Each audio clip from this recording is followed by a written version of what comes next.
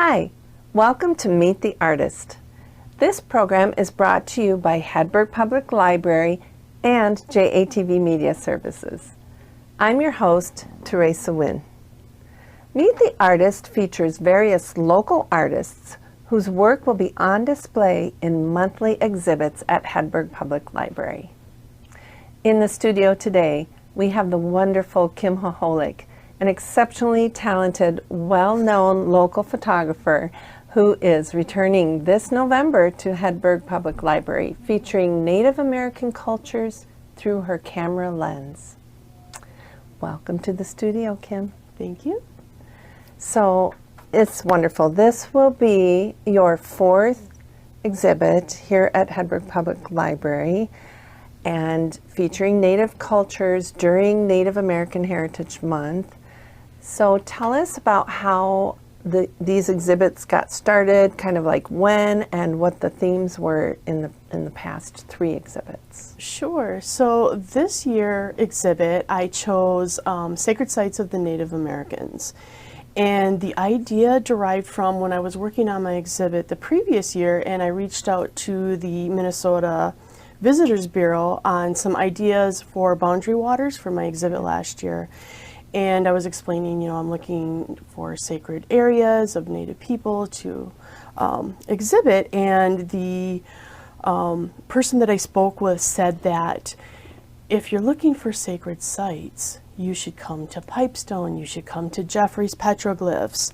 And it kind of gave me that idea, like, okay, so this year's theme is going to be the sacred sites of the Native Americans. Nice. Like my very first one was on just general Wisconsin Native American, and I focused on the dugout canoe, the effigy mounds that we have, the powwows, and so forth. Mm-hmm. The second year, my focus was on powwow in general. I really wanted to focus on that because I love photographing in the powwows and looking at the brilliant colors of the regalia and so forth. So you capture the motion so beautifully too, and just you feel like you're there when you look at your photographs, and you feel swept up in the movement of your subjects. You're so great at capturing motions and emotions as well, just little moments that capture the eye and the meaning of what's going on. Yeah, and then my third exhibit was featured on Nibi, or Water is Life. And the reason why I chose that, I just been hearing a lot in the news about, how water is getting polluted and we're having all these issues. And so I chose that subject, and at the same time I didn't realize that the Bad River Reservation was releasing their Bad River film focusing on the issues that they're facing with the pipeline, that Line 5 that is going through the reservation, and it's over 70 years old and can potentially burst, and if it does, it's going to leak into Lake Superior and then hit the watersheds as well, which comes down through all of northern Wisconsin. And affects the reservation there. Yes, and everybody else. Mm-hmm. Well, and what I love about your exhibits is that not only is your photography beautiful, but you educate through your work. And that's a really beautiful thing. Tell us, let's go back though, way back, to your early days of photography, and what was that? How did that all get started? What was it like? Always been fascinated with cameras, and as a child, I would go into the middle school or the grade school library and pull out National Geographic magazines and just look at the pictures and just try to visualize, like, how can I do this? I would love to be able to take beautiful photographs like is shown in National Geographic magazines. That's so cool, because you're following your dream and your passion that you've always had. Yeah. And when did your hobby of taking photos here and there because you love it turn into more of a business kind of thing? So ironically, visualizing photographs in National Geographic, when I was about 19, 20 years old, my dad gave me my very first professional camera that I started using, and I was photographing, and I was like practicing photographing like my brother on a horse in a snowstorm, and he was doing some lassoing with the rope. And my brother loved the photograph, and he he brought it in. He was showing, you know, people in the local taverns, you know, like, here's what my sister did. And one day he was showing it to an individual, and he looked at that photo, and he looked at my brother, and he says, "Where's your sister now?" And he says, "Well, she's probably at home a couple miles down the road." He goes, "Bring her here."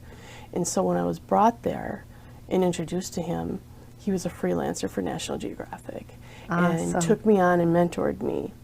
After that, I kind of started just my own little business from my very first time, just photographing portraits and some weddings, you know, in the early 90s. And then I kind of got away from that a little bit and decided to pick it back up again once things got more digital.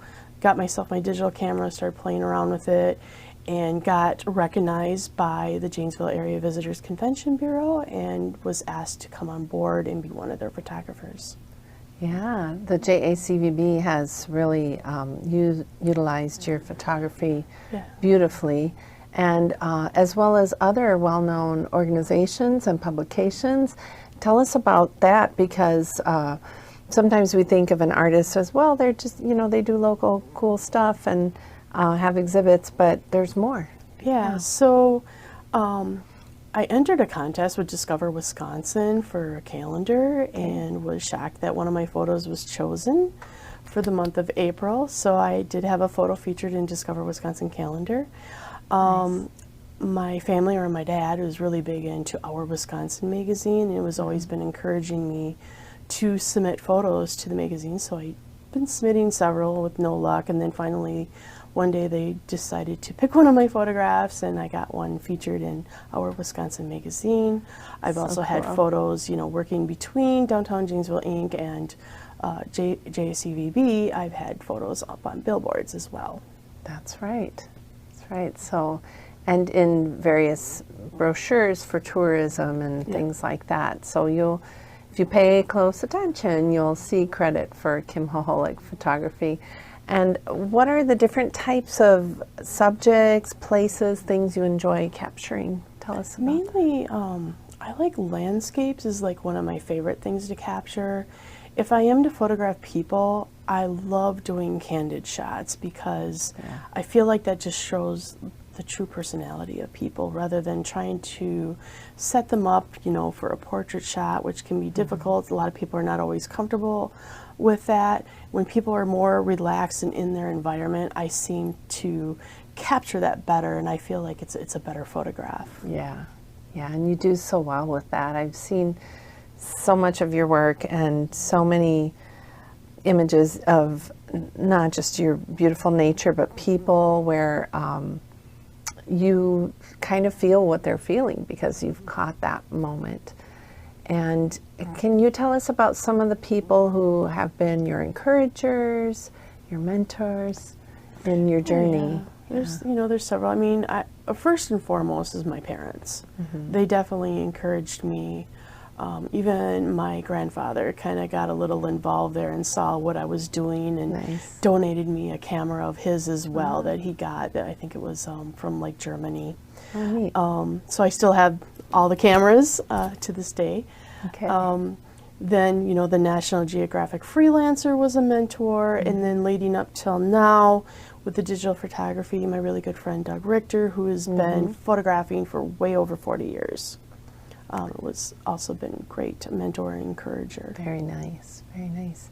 And with the native culture photography, you, I want you to tell us about how you became involved in that, and you have often mentioned your elders as well. So tell us that side of your photography. Yeah, so it was, I think when we were talking, I think you and I were talking about exhibiting my photos, and I really wasn't sure. I didn't feel that I was qualified to exhibit, and you kind of mentioned to come to Hedberg and see if, you know, they'd be willing to exhibit my photos here.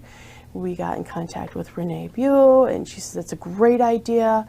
And then I had to think, okay, what am I going to choose? And I started thinking more closely, and I'm like, you know, I'm involved with an organization, a great organization here in Rock County called Allies of Native Nations, and I'm like, I would love to feature Native American photos and also make it educational, because as an Ally of Native Nations member, that's part of my job, is to help educate the community. So that's when I decided to stick with that subject year after year, because I think it's really important, especially during Native American Heritage Month.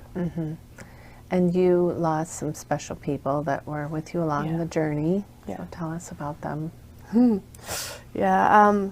I don't want to get emotional, but It's okay. The first elder that I've been working with and has been working with for the past 4 years has approved every one of my exhibits when I would go to him for... And that's important in their culture. I want to give respect. And Billy Bob Grun, unfortunately, we lost him this past April. And then previous to that, I was speaking with Skip Tordors, and he passed away in 2023. He helped me with the powwow exhibit, helping me get some educational pieces together for that, and gave me ideas of what he visualized as a Native American who wears regalia and has danced in powwows, what would look good for the exhibit. So it's unfortunate to lose two tremendous people who have been great teachers in my life through this journey. So therefore, this exhibit is going to be dedicated to them. Very special. Well, and I know they had contributed some artifacts, and so really helped to make it kind of a 3D educational experience, so you could see the photography, and then you're pulled in and drawn to these objects as well, and really making it meaningful to what you're trying to represent, what you're trying to teach.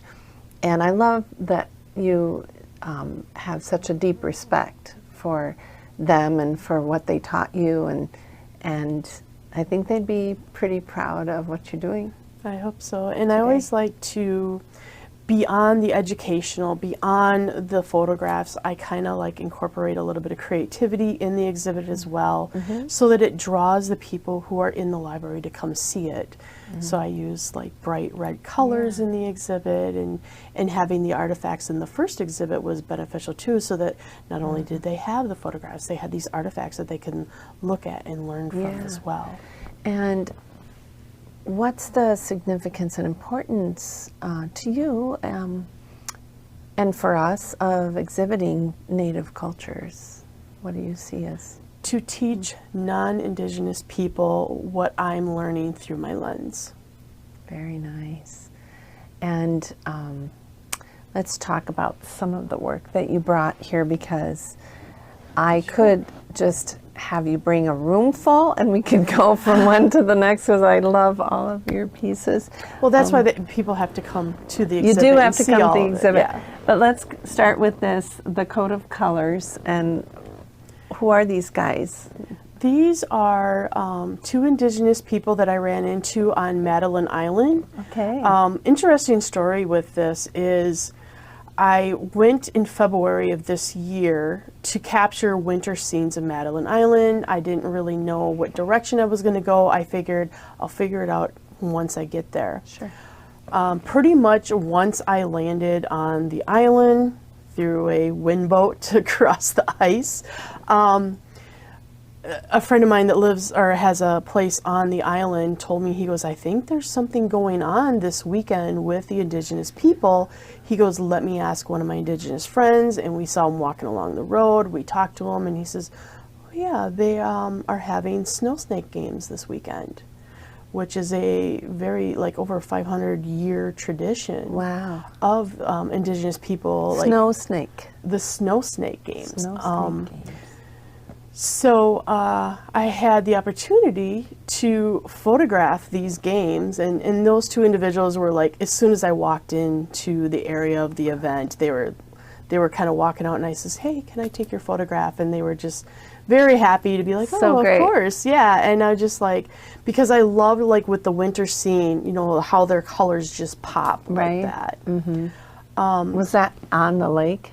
We weren't quite on the lake yet, so the course was built on the shoreline of Lake Superior, and basically they just kind of gather up a lot of snow and they kind of make it ice, and they make like this narrow tunnel, and then it just kind of snakes around. Almost like the luge. Yeah, yeah. And then what they do is they take this long, smooth stick, which is called the snake, and then they take and they kind of throw it down the course. Oh, awesome. And the person that reaches the farthest distance gets points, and that's how they determine, you know. But there are curves in the. There is curves on the course. So you have to know how to throw it to get past the curves. Yep. Very cool. And this is related here, this Yes. photo. So this one is called the walk. Walk. To the left is Preservation Officer of the Ho-Chunk Tribe, Bill Quackenbush. Oh, Bill Quackenbush. Yeah, and I got to meet up with him during the dugout canoe journey. Yes. And so he remembered me, and I call this one the walk because prior to me taking that photo, I actually got to walk with him down that course as he explained to me how the game is played. Oh, very cool. And also during this, there was a massive blizzard. So it was like, it made it even more interesting, you know, for all of us to be out there in this blizzard. And the games continued? And the game still continued. I mean, it's when tradition. you're a northerner, you're a northerner. Absolutely. What is snow like? And here you have some, where did you capture this? It's the petroglyphs. Yeah. So these petroglyphs were taken at Pipestone inside their museum. Okay. And I have on there, it's labeled Minojimawa. I probably butchered that, so apologies to my indigenous friends. It's basically telling of a good story, because that's exactly what petroglyphs do. They tell us the story of, you know, what was going on during those times when they put those pictures in, you know, because a lot of Native American stories is all oral taught. Sure. So then they would use pictures as well to help guide and tell the story. Story through art. Yeah, and absolutely. And then, so there was also the petroglyphs, was about an hour away, the Jeffers petroglyphs. I unfortunately was not able to photograph them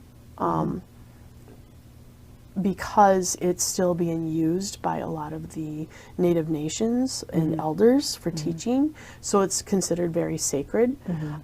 But it was definitely a great experience to go and see that. And then I was kind of happy, at least that the museum had a piece of the petroglyphs, so that I can at least have a photo of that to show everybody, to teach them, like, you know, that this stuff is still being in use as of today. Right. It's fascinating, isn't it? Yes. The history that's captured. Absolutely. It's very important to keep the tradition and the culture alive. Yeah. Now, you went all the way to see Dignity of Earth and Sky here. I have been wanting to see this statue for a long time. So having the opportunity to do so, we stayed in, I went with a relative. We stayed in like the most eastern part of South Dakota. And I thought, wow, we're only 2 hours away from Chamberlain, South Dakota. This is where Dignity lives. And I'm like, I think we need to do a road trip so that I can see this. Yes. And so Dignity of Earth and Sky was first thought about in 2014 by the McKee family. And they presented their idea to the artist Dale Claude Lempier.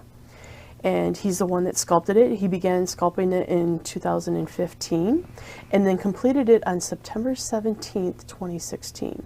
It's so beautiful. Yeah. She stands 50 feet tall and she weighs 12 tons. Wow. There is and I have another photo of her, but on the back of her, she's got a star quilt that she's holding, kind of like a shawl or whatever.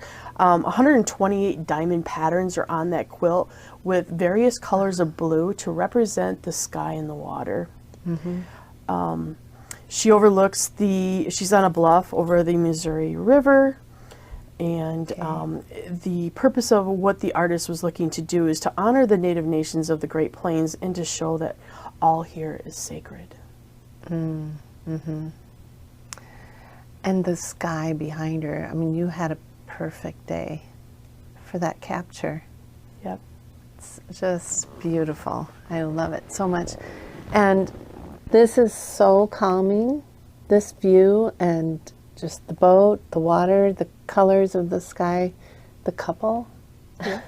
So this is probably one of my more recent photos. I took a trip in September to Madeline Island, and I kind of got lucky because there was a birch bark canoe on the shoreline, a Native American birch bark canoe, because they were getting ready to do, there was like a tradition of something with a birch bark canoe, like I don't know if they were races or what they were doing that day, but they had it on the shoreline, and I was able to capture that with the sunset, with the couple viewing the sunset. So just amazing. And Madeline Island is and the reason why that's chosen as a sacred area is not so much, you know, with the snow snake games, which I happened to fall upon. It was a final settlement of the Ojibwe people when they were moving from east coast of the United States, more to where the food grows on the water, which is monomen, or the wild rice. And it has a lot of Ojibwe culture and history there. Yeah. So what we kind of take for granted as, oh, look, it's a little vacation spot, is really a meaningful place of history for the Native cultures. And it was here a long, long time before we were. So now, as far as photography goes, do you have any advice for someone who's starting out, some tips on the positives of professional photography and the challenges? I think one of the bigger challenges is pricing, because the equipment can be very expensive. But there's so many other like used equipment choices. Like I bought a lot of used equipment. It works great. Sure. And if you're not quite comfortable, always start off with your phone. It's the simplest thing, and phones nowadays are developing so much great technology to take really good photos with. That's a really good starting point for doing your composition and practicing that. Then when you do decide to move to a professional camera, then you can get more on the technical side of things, and you can use YouTube or, you know, Google things for settings and how to practice to use manual settings on the camera. Little tutorials and things out there. Yeah, there's a lot of great resources out there on the internet to help self-teach you. Great, yeah. Now, what is the meaning behind this year's, I mean, you touched on it earlier, it's Sacred Places. Sacred Sites of the Native Americans. Sacred Sites of the Native Americans. Yep. And with this, you know, my starting point was, you know, after speaking with the Visitors Bureau in Minnesota, was Pipestone. Now, Pipestone was definitely one I wanted to go to, even though that they mentioned, I've heard of it before because my elder Skip used to talk about it when we had ceremonies, and about, you know, the history of Pipestone and what it means to the Native people. So it's very important for me to visit places that I was being taught by elders. Okay, yeah. So then I kind of went from there and I went as far as Indiana, southern Indiana, you know, throughout Wisconsin, Minnesota, and South Dakota. That is a lot of traveling to capture these places, and that was going to be my next question, was how far you went. And you have a job, too. I mean, this isn't like you're just, I think I'll go tomorrow. You're working this into your schedule and your life to do this, and what a beautiful thing to do for us to be able to see. And you learned new things along the way, I assume. Can you tell us a little bit? Well, I mean, that's where it's like a win-win. You know, not only am I learning, but I get to bring back everything that I do and teach it to the community and show the community. And hopefully it'll encourage them that when they go on their travels, to look for, or maybe pay attention more to sacred sites of the Native people and give respect. Yes, absolutely. And you've done a good job explaining each of these places and the meanings, and there will be more to see at the exhibit. Correct. And are you excited for this? I'm excited to teach the people. Yeah, very good. Well, thank you, Kim, for coming in today and giving us a preview of your upcoming exhibit. And it's been fun to share with our viewers the person behind your beautiful work. So Miigwech. Miigwech. We invite the public to come visit the library this month to check out Kim's gorgeous photography exhibit. And if you'd like to learn more about Kim Hoholek photography, you can find her information displayed on your screen. Thank you all for joining me today. Next month's episode with Dwayne Brewer will be my last episode as host of Meet the Artist. I've truly enjoyed getting to meet so many incredibly talented artists and creatives in our community. And as always, I appreciate working with the ever-professional JATV staff, the production team of Alan Luckett, Tina Breeze-Wallers, and Booyar. And I want to thank you, the viewers, because without your support of the arts and community media programming like JATV, shows like this would not exist. So thank you. This show will continue with a new host, so stay tuned to see this program on JATV Media Services, Charter Spectrum Cable Channel 994. You can also find it on JATV's YouTube channel. Remember, don't wait for another day. Go out and make some wild, whimsical, wonderful art. I'm your host, Teresa Nguyen. I'll see you next time on Meet the Artist.